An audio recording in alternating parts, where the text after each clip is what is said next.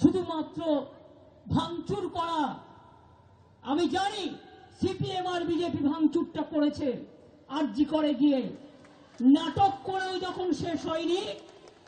আমি সাধারণ মানুষের প্রতিবাদকে স্যালুট জানাই, সাধারণ মা বোনেদের, সেখানে আমার কিছু বলার নেই, নিশ্চয়ই তারা তাদের ঠিক কাজ করেছেন বলে আমার মনে হয়। কিন্তু বলুন তো, রাত্রি 1টার সময়, 12টার পরে